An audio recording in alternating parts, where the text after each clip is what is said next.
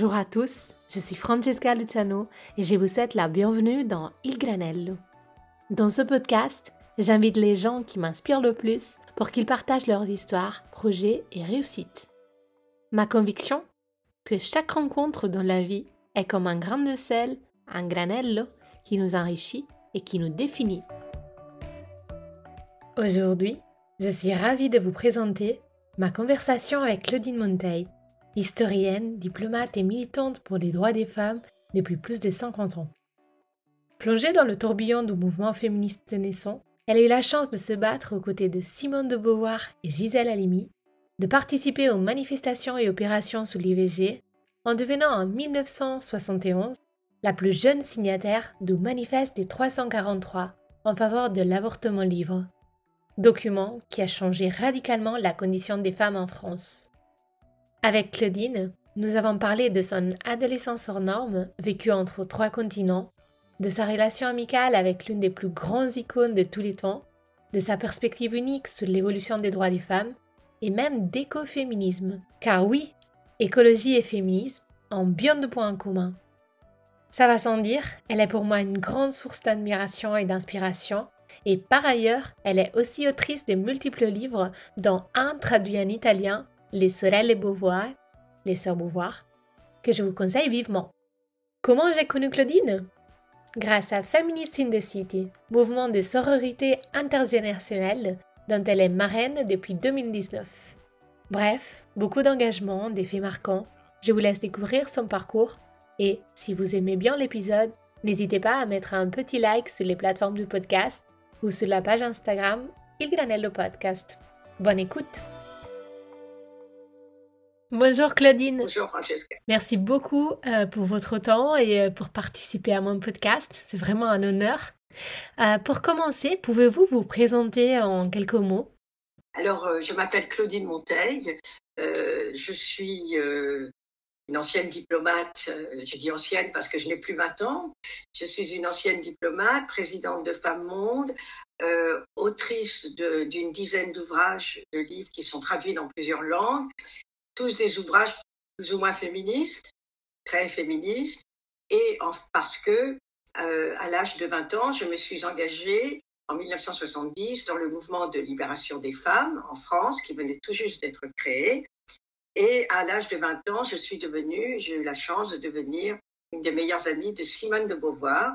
J'ai milité avec elle pendant 16 ans, jusqu'à sa disparition en 1986. Eh bien, on aura l'occasion de revenir sur ce sujet plus en détail après. Mais pour l'instant, même si votre histoire est passionnante et riche en anecdotes assez incroyables, si vous deviez sélectionner juste 3 événements clés qui l'ont marqué, ce seraient lesquels? Alors, je suis issue d'une famille de grands scientifiques. Mon père, et c'est très important pour toute mon histoire, mon père est mathématicien, il est médaille Fields qu'il a eu à l'âge de 27 ans. Il est le plus jeune. Et ma mère, elle a été chimiste et elle est devenue ensuite directrice de l'École normale supérieure de jeunes filles où Marie Curie et Joliot-Curie ont enseigné, et puis directrice de l'École normale supérieure de la rue d'Ulm. C'est elle qui a fait la jonction et qui a été la première femme directrice. Donc, pourquoi je vous raconte ça? C'est parce que je suis fille unique et lorsque mon père a eu la médaille Fields en 1954, le grand physicien Robert Oppenheimer, dont on a fait un film, Christopher Nolan a fait un film récemment, qui est un très beau film, qui se passe dans les lieux de mon enfance, donc c'est assez émouvant, jusqu'à Princeton, parce que moi j'ai croisé Robert Oppenheimer pendant 12 ou 13 ans, quand j'étais enfant puis adolescente. Enfin, nous n'avions pas grand-chose à nous dire. J'étais une adolescente, enfant et adolescente. Lui était un grand adulte. Nous n'avions pas grand-chose à nous dire, mais je l'ai croisé, j'ai bavardé avec lui, ses enfants. Et donc, Robert Oppenheimer a immédiatement proposé à mon père, a invité mon père à l'Institut d'études avancées où était Einstein, avec Einstein, et il a proposé à mon père un poste permanent. Mais ma mère voulait aussi un poste, elle voulait continuer sa recherche. Et aux États-Unis, dans les années 50, c'était encore plus difficile pour les femmes scientifiques que pour les femmes françaises. Parce qu'en France, nous avions la chance d'avoir eu Marie Curie et nous avions la chance d'avoir Irène Joliot-Curie. Donc ma mère a fait son PhD, son doctorat avec quelqu'un qui travaillait avec Irène Joliot-Curie. Donc c'était plus facile. Donc mon père a dit non, je ne prends pas le poste permanent à Princeton, mais par contre, je viendrai 3 mois par an. Je suis d'accord pour venir 3 mois par an, comme ça ma femme peut continuer sa recherche aussi en France, avoir des postes.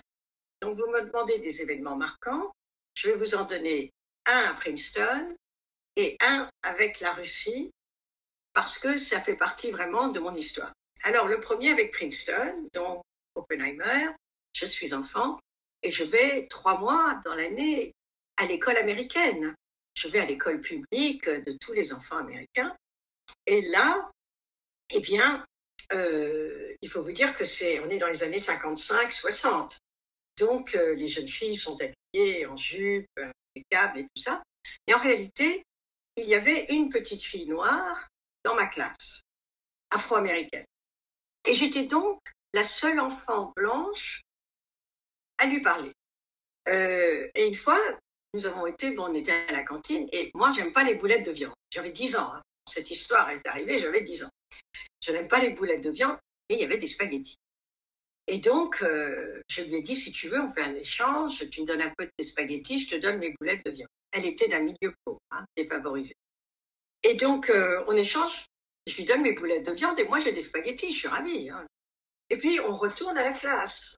Et là, la maîtresse d'école me dit, Claudine, la directrice vous a... Alors, j'ai 10 ans, je suis bien élevée, je suis polie, je vais voir la directrice. Et la directrice me dit, est-ce que vous vous rendez compte, mademoiselle, ce que vous avez fait à midi? Et je lui dis, non, madame la directrice, non, je ne vois pas. Vous avez donné votre viande. Mademoiselle, on ne donne jamais sa viande. Et je lui ai dit, mais madame, je l'ai donnée parce qu'elle m'a donné ses spaghettis. Non, mais je veux dire, ça a l'air idiot, mais j'ai 10 ans et je ne suis pas d'un milieu raciste. Mademoiselle, on ne donne jamais sa viande. Et donc, je suis rentrée à la maison chez mes parents en larmes, bien sûr. Et en fait, c'était on ne donne pas sa viande à une personne afro-américaine. C'était ça, en fait. Mes parents me l'ont expliqué. Et m'ont bien sûr encouragé. Ils m'ont dit, tu as eu parfaitement raison, c'est très bien ce que tu as fait. Bon, mais moi, je ne me suis même pas posée, c'était pas bien ce que j'ai fait. Je veux dire, j'étais ravie d'avoir les spaghettis. Voilà, c'est pour vous dire le racisme au quotidien. Je l'ai vécu, petite fille, et disant, ce qui m'a sauvée à l'époque, c'était que je n'étais pas américaine. Donc elle se disait, elle est française, elle ne comprend rien à ce qui se passe là. Voilà. Alors maintenant, mon père et la Russie, parce que j'ai appris le russe. Donc je suis à la maison, dans ma famille, on rencontre des grands scientifiques de tous les pays. Mes parents, ce n'est pas la bourgeoisie, c'est vraiment pas la bourgeoisie, c'est vraiment les chercheurs. Et donc il y a des gens du monde entier qui passent. S'il y a un mathématicien ou un chimiste ou une chimiste qui passe à Paris, eh ben on les reçoit, on prend un café, on bavarde avec. Donc j'ai été habituée. Je dis toujours, j'ai été habituée à la maison, c'était les Nations Unies de la recherche scientifique. Donc évidemment, il n'y a pas de notion de racisme. Mais mon père échangeait, l'école mathématique russe était une des meilleures au monde et on est en pleine guerre froide. Et certains des mathématiciens, il apprend que certains des mathématiciens commencent à perdre leur emploi, ne peuvent pas passer leur PhD parce qu'ils sont juifs. Parce qu'il y avait un antisémitisme, il ne faut pas le cacher, extrêmement fort en Russie. Donc, il m'apprend tout cela.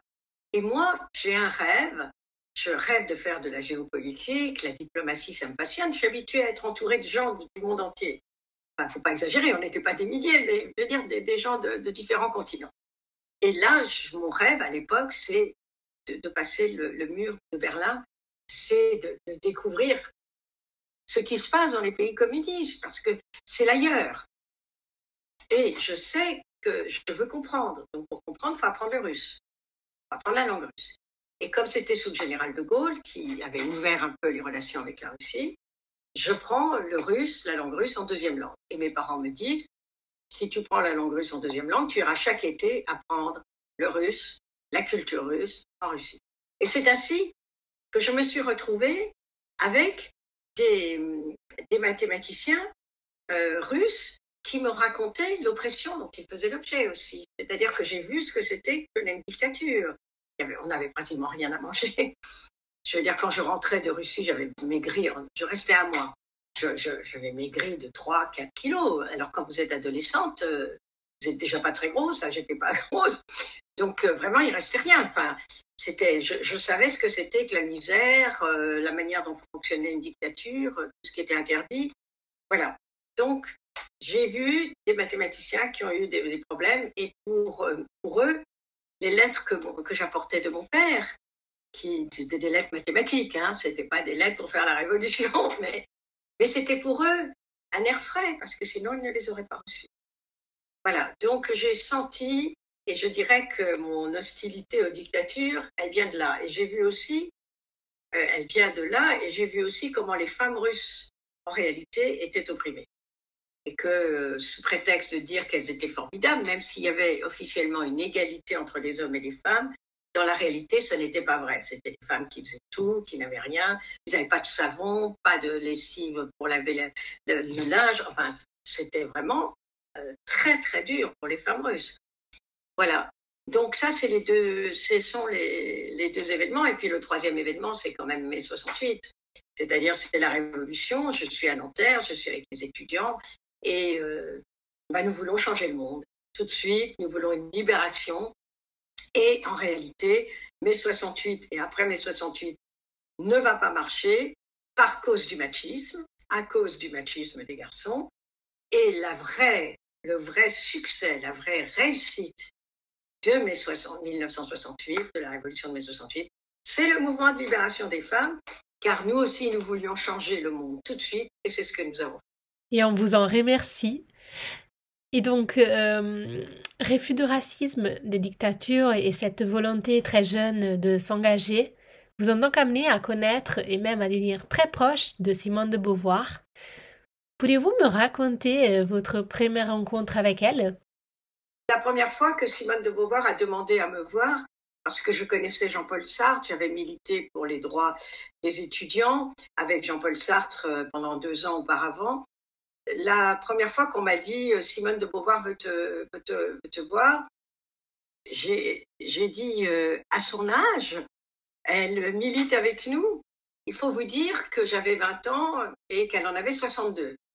Donc nous avions 42 ans de différence d'âge. Il ne faut pas l'oublier, 2 générations de différence d'âge. Gisèle Halimi, c'était une génération, elle avait la quarantaine, et Simone de Beauvoir, 62. Et quand je suis arrivée chez Simone de Beauvoir, je voulais enfin voir mon idole parce que ma mère avait lu Le Deuxième Sexe tout en étant enceinte de moi et en me donnant la vie. Donc vraiment, mon lien, mon inspiration venait à travers toutes ces années avec Simone, grâce à Simone de Beauvoir. Et donc, quand je suis arrivée chez elle, je voulais la regarder comme on regarde une icône, comme on regarde une personne que l'on adore et qu'on admire. Et puis, je me suis complètement trompée parce que même si elle avait 62 ans et moi 20 ans, elle parlait à toute allure, comme une mitrailleuse, parce qu'elle pensait très vite et elle était d'une intelligence redoutable, tout à fait exceptionnelle. Mais le problème, c'est qu'elle voulait que vous lui répondiez de la même manière, aussi vite, que vous réfléchissiez aussi vite qu'elle. Et donc, ses premiers mots, ça a été « Que pensez-vous pour la stratégie pour l'avortement en France ?» Alors, qu'est-ce que vous proposez comme stratégie? Ça faisait même pas 1 minute que j'étais chez elle. Et donc, à 20 ans, et j'ai répondu, j'ai fait des propositions, mais j'étais quand même terrorisée. Enfin, je veux dire, j'étais quand même impressionnée. Et donc, ça a duré comme ça pendant 16 ans. Et ensuite, je l'ai interviewée. Nous avons monté des actions ensemble. Et comme j'étais la plus jeune du mouvement de libération des femmes, c'était avec elle que j'allais m'occuper des autorisations pour les manifestations. C'était avec elle que je réglais un certain nombre de choses du MLF. Parce qu'étant étudiante, mon emploi du temps, je pouvais plus être souple que les femmes qui avaient un emploi du temps où elles travaillaient toute la semaine. Voilà. Mais c'est pour dire, le MLF, ce que je voudrais dire vraiment à toutes celles et tous ceux qui nous écoutent, c'est que le mouvement de libération des femmes, c'est un mouvement qui a eu de la force parce qu'il était intergénérationnel.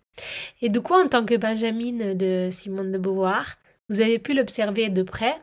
Et moi, ce qui m'interpelle, c'est comment est-ce qu'elle arrivait à avoir de l'influence, à se faire écouter à une époque où il n'y avait pas de réseaux sociaux, et donc comment est-ce qu'elle a pu influencer autant le monde entier?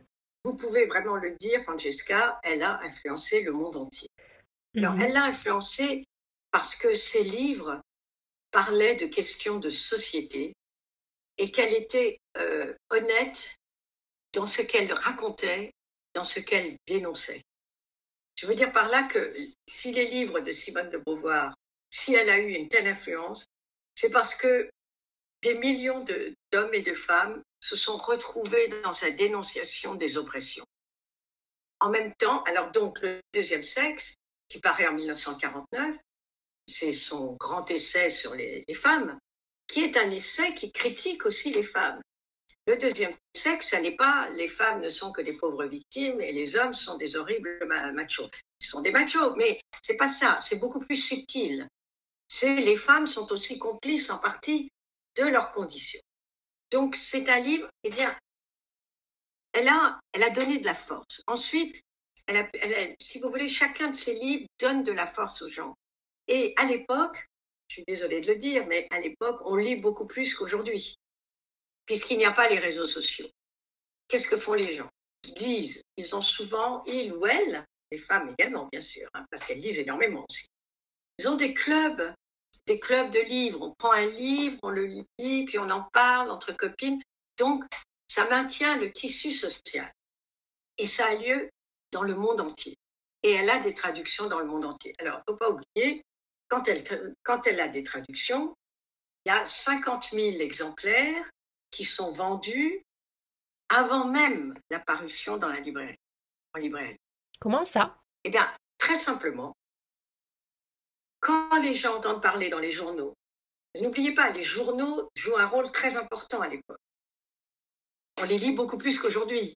Je veux dire, les gens s'arrachent les journaux. Hein, ce sont les réseaux sociaux, les journaux. Et donc, les journaux locaux, les journaux nationaux, ce sont les réseaux sociaux de l'époque.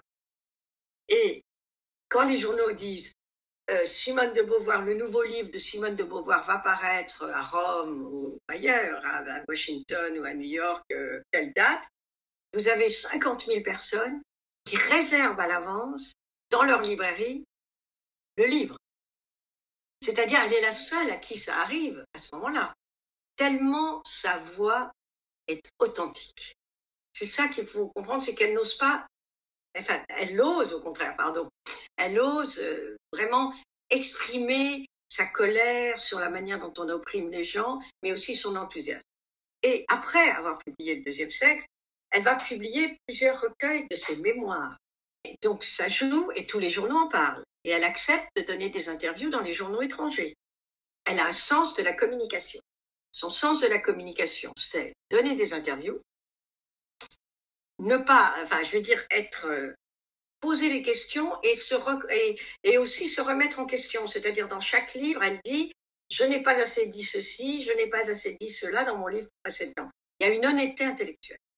Elle veut communiquer avec le monde, ce qui fait qu'elle passe 2 heures par jour à répondre aux lettres de ses lectrices et lecteurs. Il n'y a pas beaucoup d'écrivains qui passent 2 heures par jour. Maintenant, bon, vous me direz, maintenant c'est sur les réseaux sociaux, on dit merci avec un petit sourire. Mais là, à l'époque, ça n'est pas le cas. Et il faut vous dire que je me suis retrouvée une fois comme ça aux États-Unis, au fin fond de la Californie du Nord, à Chico, qui est une ville agricole où on cultive du vin. C'est pas vraiment la ville intellectuelle par excellence, culturelle. Et à Chico, j'ai fait donc une intervention, j'avais 22 ou 23 ans. J'ai raconté tout le mouvement féministe, j'ai parlé de Simone de Beauvoir. Les gens partout on voulait m'entendre raconter Simone de Beauvoir. Et à la fin, je vois une femme qui s'avance et qui était restée debout en tremblant avec sa fille pendant toute l'intervention. J'avais parlé 1 heure, 1 heure et demie.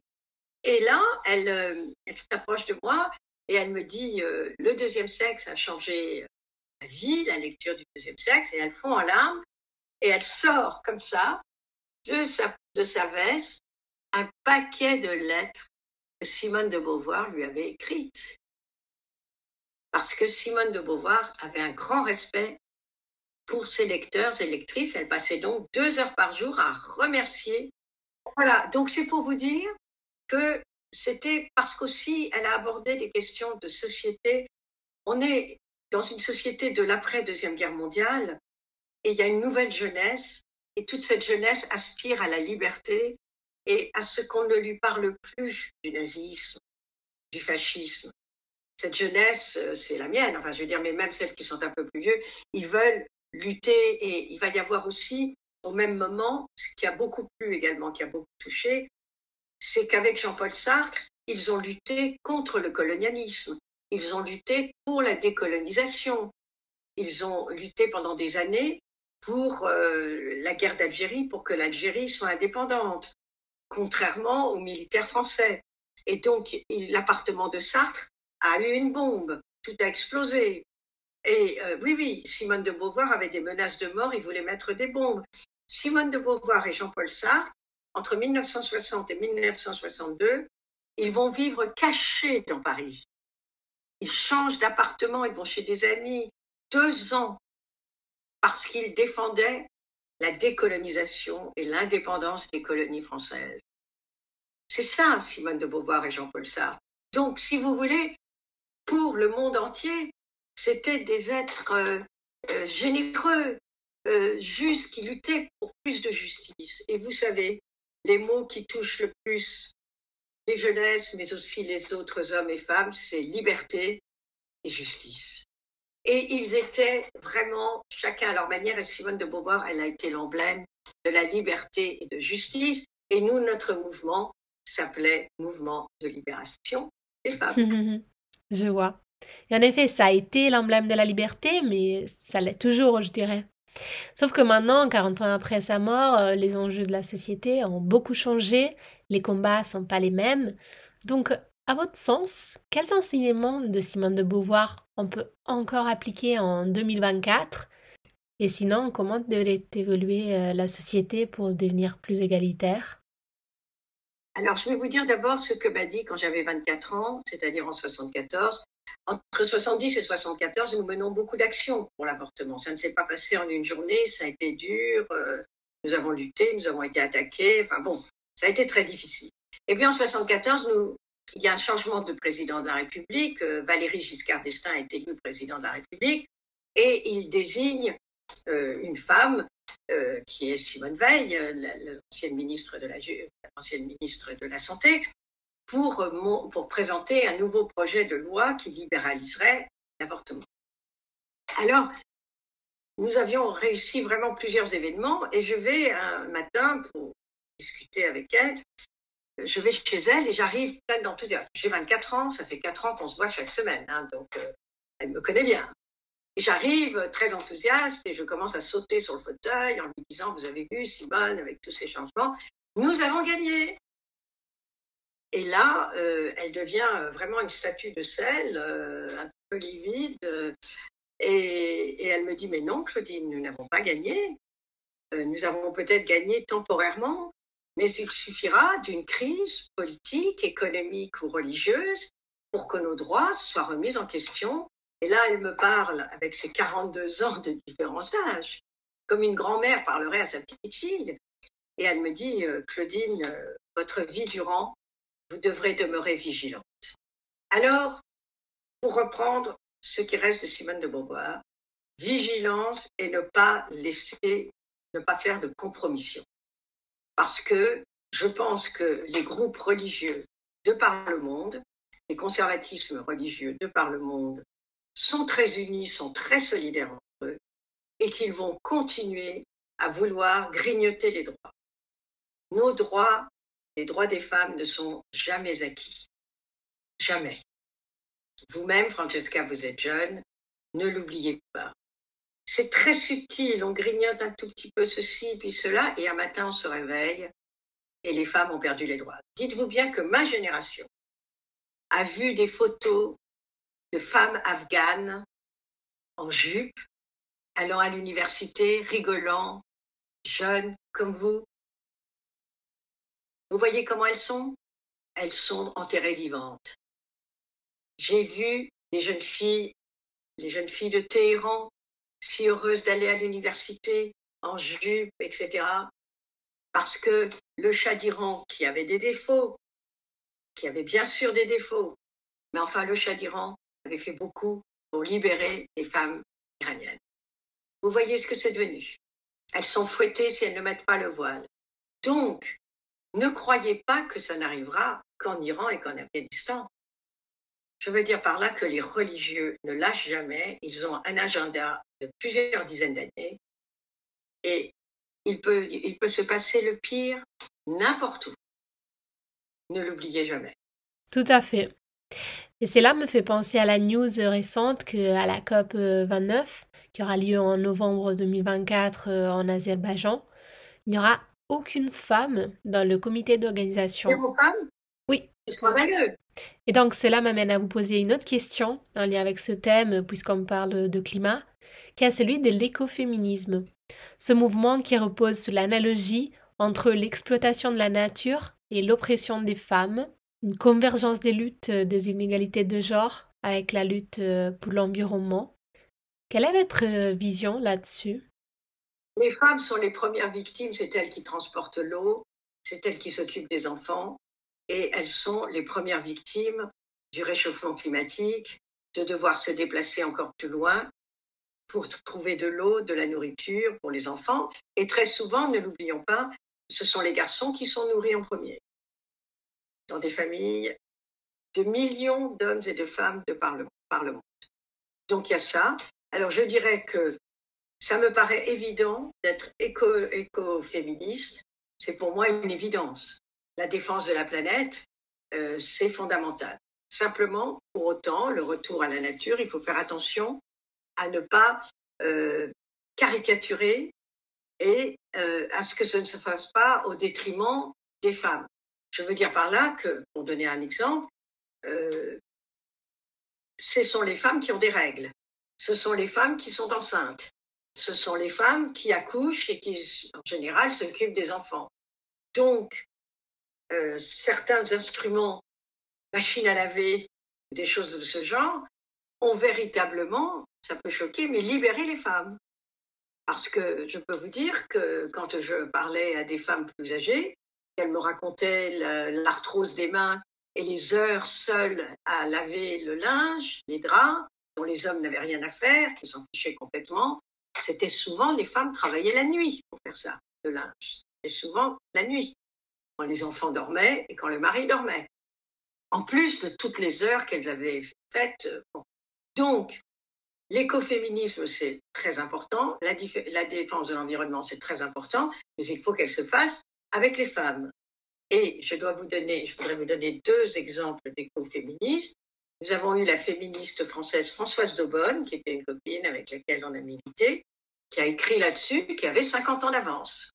Françoise Daubonne est vraiment une référence absolument remarquable. Mais il y a une autre femme qui est une référence tout à fait remarquable, qui est l'artiste peintre féministe Hélène de Beauvoir, la sœur cadette de Simone de Beauvoir, qui a peint de nombreux tableaux de défense de l'environnement et de l'écologie, dénonçant toutes les attaques contre notre Terre et contre la planète. Et Hélène de Beauvoir elle a eu des expositions dans le monde entier. Elle n'est plus connue maintenant, mais elle redeviendra connue. Mais elle a fait des tableaux pour dénoncer la destruction de l'environnement, l'asphyxie, elle a fait tout cela. Donc en réalité, il est très important que les femmes qui défendent l'écologie ne se laissent pas piétiner par les hommes. Oui, aussi parce qu'on sait que notre société, toujours ancrée dans le patriarcat, est encore fondée sur des stéréotypes de genre, exalte la masculinité et nous inculque cette idée que le pouvoir coïncide avec virilité, le fait d'être bossy, autoritaire, de s'imposer. L'écoféminisme rejette ça et privilégie un autre modèle, mais alors lequel? Quelle est leur proposition des valeurs et comment on obtient les choses si ce n'est pas par la virilité?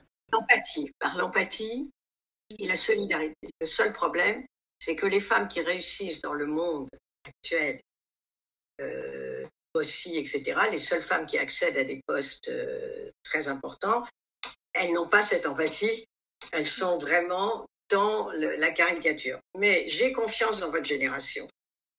Et parce que vous allez aussi former vos enfants à plus d'empathie. Je crois que la notion d'empathie et de solidarité est très importante et permet aussi de faire avancer le monde.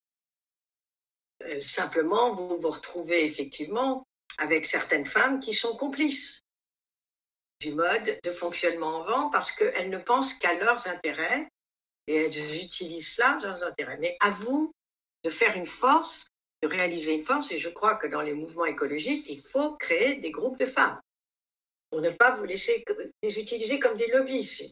Mais est-ce que l'empathie est aussi efficace que l'autorité, la domination? On peut jouer sur les deux. Enfin, je veux dire, on peut aussi... si vous voulez, nous, on a fait l'empathie tout en ne laissant rien passer. Vous voyez, c'est-à-dire que si Simone de Beauvoir a été aussi populaire, est aussi encore populaire, c'est parce qu'elle n'a jamais lâché sur la justice et la liberté. Mhm. C'est pour ça que des groupes de pression, je vais vous dire pourquoi je vous dis un lobby, un groupe de pression. Quand je suis entrée au ministère des Affaires étrangères comme diplomate française, c'était en 1979. Je sortais du MLF quand même, du Mouvement de libération des femmes, et je me retrouve dans le monde le plus conservateur de France. Masculin, machiste, épouvantable. En 79, je ne dis pas aujourd'hui. Et progressivement, bon, il y a eu des progrès, il y a des rêves. Maintenant, quand je vois les jeunes femmes diplomates, elles ont créé un lobby qui s'appelle Femmes et Diplomatie. Elles ont créé un groupe de pression. Elles ne laissent plus rien passer. Quand des hommes ont des meilleurs postes d'ambassadeurs qu'elles, parce que ce sont des hommes, alors qu'ils ont parfois moins de carrière, d'ancienneté, moins d'occuper des postes difficiles, elles protestent. Elles ne laissent rien passer. Eh bien, le résultat, c'est que le ministère des Affaires étrangères, maintenant en France, est un des ministères qui a le plus progressé pour l'égalité hommes-femmes de tous les ministères, toutes les administrations françaises. Donc, quand je vous parle de créer des lobbies, des groupes, il ne faut pas hésiter. Et puis, il faut transmettre l'histoire des femmes. Il faut que les jeunes femmes qui se battent pour l'écologie sachent que même les écologistes vont essayer de les rouler dans la farine et de leur prendre des postes. La preuve, quand vous me dites la COP29, il n'y a pas une femme, c'est inadmissible. C'est inadmissible. Et on le tolère. C'est pour ça que je vous dis que la force de Simone de Beauvoir, c'était de ne jamais tolérer l'injustice et les atteintes aux libertés et aux droits humains. Absolument. Et donc, les lobbies. Vous savez, les hommes se regroupent en lobbies depuis des siècles, des millénaires. Ils ont raison. Il faut de temps en temps aussi apprendre des hommes. Il faut apprendre des hommes, si ça peut être utile pour les femmes. Simone de Beauvoir nous disait toujours, c'est l'unité, c'est la force. Unis, nous sommes plus fortes. Ben voilà.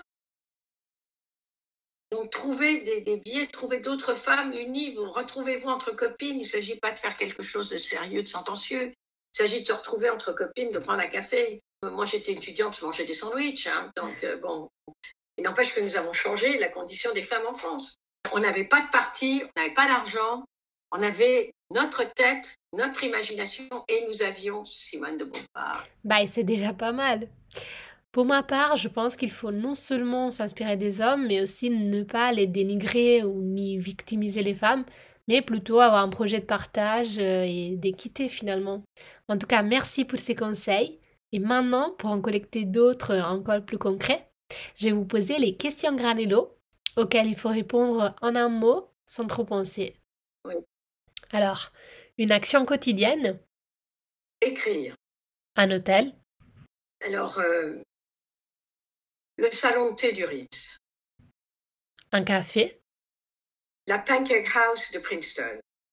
À Princeton, il y a un salon de thé tout en bois, très chaleureux, où on ne sert que des pancakes, mais des pancakes avec des myrtilles, avec des choses. Enfin, je dirais que c'est le temple des pancakes aux États-Unis, la Pancake House. Mhm. Un livre?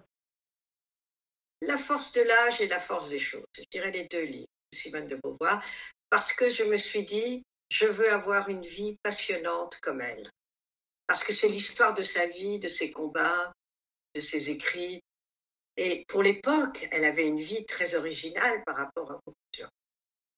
Un film? Fahrenheit 451.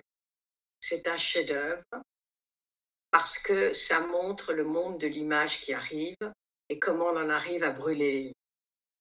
Une œuvre d'art? Le tableau d'Hélène de Beauvoir représentant sa sœur Simone de Beauvoir à 26 ans, avec un carnet que j'ai chez moi, que j'ai acheté. Et Simone de Beauvoir n'est pas encore écrivaine, elle n'a pas encore publié, mais elle rêve de devenir écrivaine. Une héroïne?